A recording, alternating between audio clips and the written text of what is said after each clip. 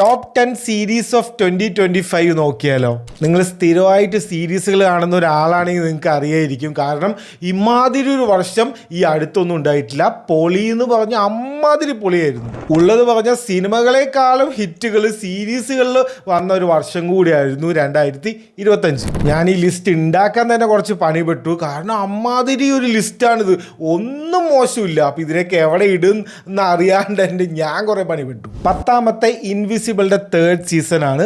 ഇൻവിസിബിളും boys നിർത്തി കഴിഞ്ഞാൽ ആമസോണുകാർ പൂട്ടേണ്ടി വരും. അമ്മാതിരി ഒരു അവസ്ഥയാണ്. ഒരു ലോട്ടറിയാണ് ആക്ച്വലി ആമസോണിന് ഇൻവിസിബിൾ. 9ാമത്തെ സ്ലോ ഹോഴ്സസിൻ്റെ സീസൺ 5 ആണ്. എൻ്റെ ഒരു പേഴ്സണൽ ഫേവറേറ്റ് ഒരു സംഭവമാണ്. സ്പൈ ത്രില്ലർ ജോൺറയിലാണ് വരുന്നത്. ഈ വർഷം ഇറങ്ങിയ സീസൺ കിഡിലനായിരുന്നു, ഒരു വെറൈറ്റി ആയിരുന്നു മൊത്തത്തിൽ. 8ാമത്തെ ഡെയർ ഡെവൽ ബോൺ അഗെയിൻ ആണ്.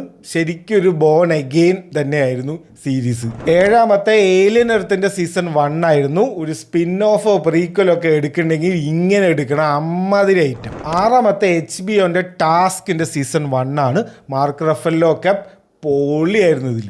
HBO ആൾക്കാരെ പിന്നെ സീരീസ് എടുക്കാൻ പഠിപ്പിക്കേണ്ട ആവശ്യമില്ല, അത് അവർ കാണിക്കുകയും ചെയ്തു ഇതിൽ. 5ാമത്തെ ഒരു സർപ്രൈസ് എൻട്രി ആയിരുന്നു ഇറ്റിന്റെ വെൽക്കം ടു ഡെറി സീസൺ 1. ഉള്ളത് പറഞ്ഞാൽ ഇറ്റിന്റെ സിനിമകളെക്കാളും പൊളിയാണ് സീരീസ്. അതാണ് അതിന് കിട്ടാവുന്ന ഏറ്റവും വലിയ കോംപ്ലിമെന്റ്. 4ാമത്തെ ഡെക്സ്റ്റർ റെസറക്ഷൻ ആണ്. അങ്ങനെ ഡെക്സ്റ്ററുകാർ ഒരു മര്യാദയ്ക്ക് ഒരു സ്പിൻ ഓഫ് എടുക്കാൻ പഠിച്ചു. പണ്ടത്തെ ഡെക്സ്റ്റർ ഫാൻ എന്ന നിലയിൽ ഒരു സന്തോഷം തരുന്ന ഒരു കാര്യമായിരുന്നു അത്. 3ാമത്തെ ആപ്പിൾ ടിവിൻ്റെ സ്റ്റുഡിയോ എന്ന് പറഞ്ഞിട്ടുള്ള സീരീസാണ് സെത്ത് റോഗൻ്റെ. ഞാൻ അതിൻ്റെ അവസാനത്തെ 2 എപ്പിസോഡ് ഇടയ്ക്കിടയ്ക്ക് റീവാച്ച് ചെയ്യാറുണ്ട്, ചുമ്മാ ചിരിക്കാൻ വേണ്ടിയിട്ട്. അമ്മാതിരി ഒരു സീരീസാണ്. 2nd പൊസിഷനിലുള്ളത് ദ പിറ്റ് എന്ന് പറഞ്ഞിട്ടുള്ള സീരീസിൻ്റെ 1st സീസണാണ്.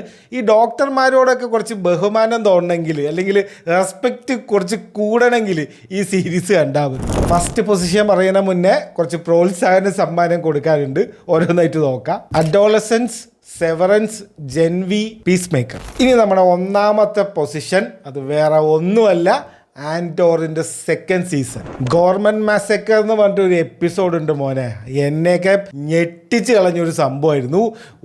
ആകെ ഒരു വല്ലാത്തൊരു അവസ്ഥയായിരുന്നു ഈ സീരീസ് കണ്ട് കഴിയണവരെ. സ്റ്റാർ വാഴ്സിൻ്റെ ABCD അറിയാത്ത എന്നെ കൊണ്ട് സ്റ്റാർ വാഴ്സ് മുഴുവൻ റീവാച്ച് ചെയ്യിപ്പിച്ചത് ഈ ഒരൊറ്റ സീരീസാണ്. ആരെങ്കിലും കാണാൻ ബാക്കി ഉണ്ടെങ്കിൽ ഒന്ന് കണ്ടു നോക്കുക. അപ്പോൾ ഈ കൊല്ലത്തെ സീരീസുകളുടെ ലിസ്റ്റ് ഇത്രേ ഉള്ളൂ. ഇനി അടുത്ത കൊല്ലം കാണാം.